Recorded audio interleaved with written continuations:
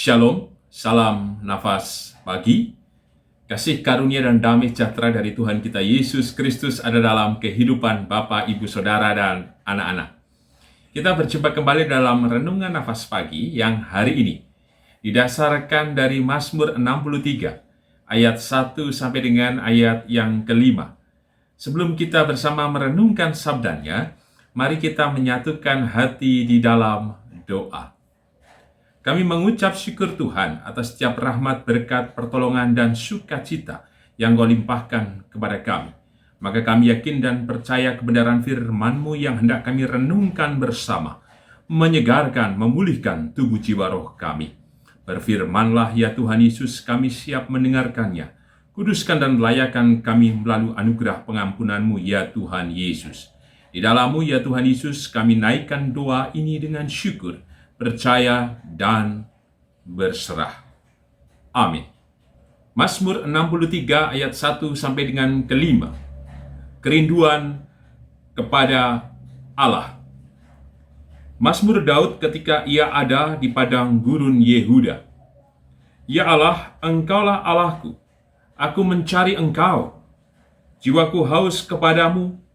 Tubuhku rindu kepadamu, seperti tanah yang kering dan tandus, tiada berair. Demikianlah aku memandang kepadamu di tempat kudus, sambil melihat kekuatanmu dan kemuliaanmu. Sebab kasih setiamu lebih baik daripada hidup, bibirku akan memegahkan Engkau. Demikianlah aku mau memuji Engkau seumur hidupku, dan menaikkan tanganku demi nama-Mu.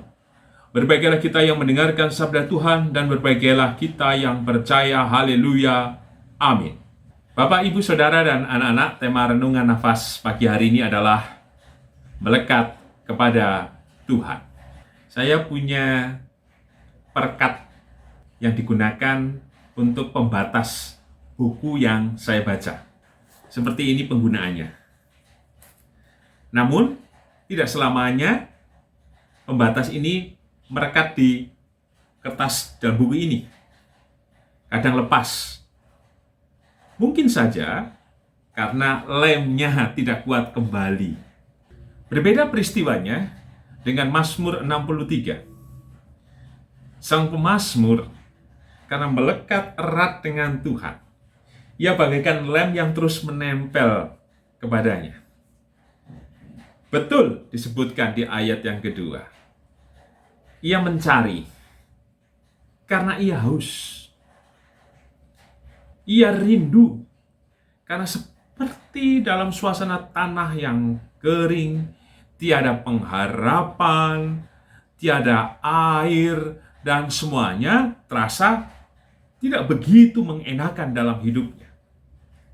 Tetapi karena menempel dengan kuat kepada Tuhan, ruang yang dianggap kosong justru diisi dengan kehidupan dan pengalaman yang begitu kuat yang dirasakan pemazmur ketika berjumpa dengan Tuhan. Maka pada saat yang paling miris dalam hidupnya, ketika ia menempel, maka ia terus kontak secara pribadi dengan Tuhan. Punya hubungan yang sungguh-sungguh. Ia tidak mau membuat pilihan pada jalan yang lain. Satu-satunya adalah kembali pada kemelekatan kepada Tuhan. Maka yang ia lakukan adalah ia melihat, ia memandang. Artinya ada penyerahan dalam dirinya untuk mau mengalami dari setiap peristiwa-peristiwa hidup apapun yang ia hadapi. Biarlah Tuhan yang bekerja di dalam hidupnya. Memandang adalah penyerahan. Melihat adalah menaruhkan kepercayaan. Dan itulah yang ditunjukkan oleh sang pemazmur. Khususnya di ayat yang ketiga. Kenapa pemazmur melakukan itu? Karena ia tidak menemukan yang lain. Satu-satunya itulah yang menjadi pengharapan, yang menjadi kekuatan, yang menjadi pokok keselamatan atas hidupnya. Jadi Tuhan yang telah berbicara atas hidupnya dalam berbagai pergumulan yang ia hadapi. Terlebih, disebutkan di ayat keempat, ia telah merasakan secara dalam kasih setia Tuhan yang disebutkan lebih daripada hidup. Kuasanya bekerja, yang telah menghidupi dan telah menyelamatkan, yang telah menopang dan membangkitkan kehidupan. Kuasanya yang lebih dari hidup, yang lebih dari segalanya, yang mampu mengatasi dari berbagai situasi, kondisi yang paling berat dihadapi oleh pemazmur. Pesan apa yang kita terima dalam renungan nafas pagi hari ini? Yang pertama, saya yakin ada situasi-situasi yang sedang sulit dihadapi oleh Bapak, Ibu, Saudara, Eyang Kakung, Eyang Putri. Maka tiada cara lain melekat kepada Tuhan. Dengan ini, kita akan kemudian selalu terhubung, dan hati kita akan terus mencari, rindu akan kehadiran Tuhan. Sekalipun sepertinya kita belum menemukan jawaban, sepertinya pula kita terus merasakan tekanan yang paling berat. Tapi karena kita dekat, lekat kepada Tuhan, maka tubuh jiwa roh kita yang sepertinya kering, tandus, tiada berair, kita akan terus memandang, melihat Tuhan dengan kuasanya dalam pengharapan kita. Sehingga pula sekalipun kita berlelah, ketika kita menaruhkan pengharapan yang kuat, dan kita melekat seutuhnya dalam kehidupan kita kepadanya, maka itulah yang akan mengisi berbagai kekosongan ruang batin kita. Kita pasti tidak akan menyangka bahwa kita sudah melewati semuanya, melalui bahkan melompati. Kita tidak sadar pula bahwa segala peristiwa telah kita selesaikan, telah kita hadapi, telah kita lawan, telah kita perjuangkan. Dan bukankah itu sudah terjadi? Yang kedua, melekat berarti terus-menerus membangun, menghidupi, supaya tidak seperti perekat ini yang punya masa untuk tidak menempel di buku yang tadi saya tunjukkan. Bagaimana caranya agar kita terus menempel kepadanya?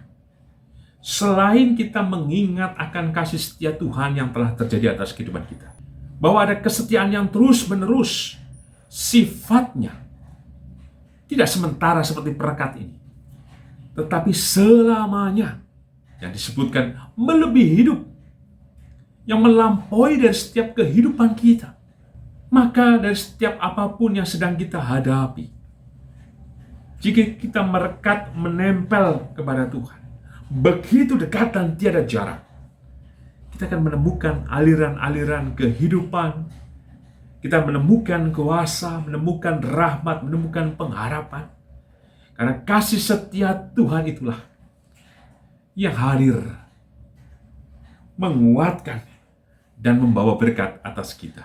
Sebagai penutup, renungan nafas pagi hari ini dengan tema melekat kepada Tuhan. Di ayat yang kelima, aku hendak memuji Engkau seumur hidupku, selamanya, dan menaikkan tanganku demi nama-Mu.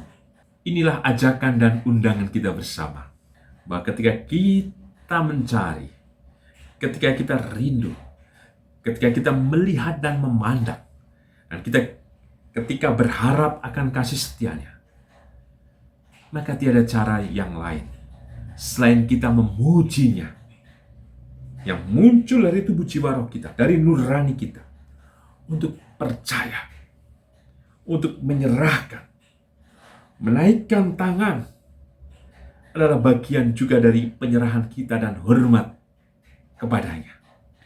Menaikkan tangan adalah kebersediaan kita untuk terbuka, supaya kasih setia Tuhan itu bekerja dalam diri kita. Niscaya kasih setia Tuhan yang selamanya terjadi atas kehidupan saudara semua. Amin. Mari kita menyatukan hati di dalam doa. Kami mengucap syukur Tuhan atas kebenaran firman-Mu yang telah kami terima. Mampukan kami lekat erat dengan-Mu Tuhan, tiada berjarak, supaya setiap pencarian dan kerinduan kami dalam berbagai situasi kehidupan yang membuat kami sering kali merasa di padang gurun, kering, tandus.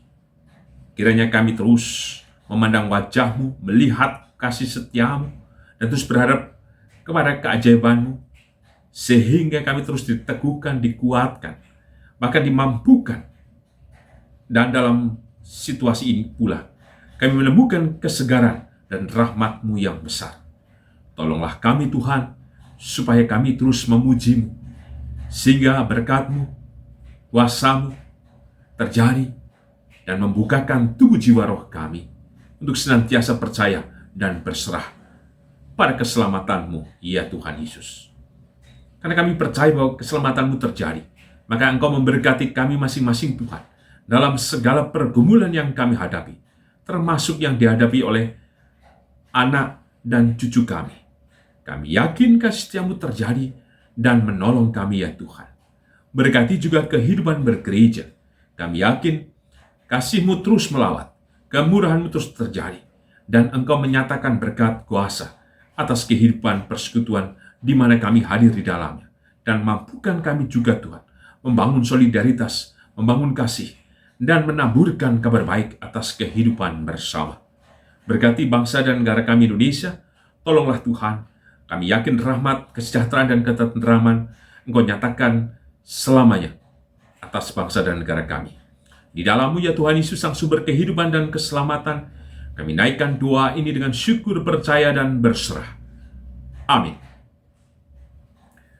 Tuhan Yesus memberkati Bapak, Ibu, Saudara, dan anak-anak kini dan selamanya.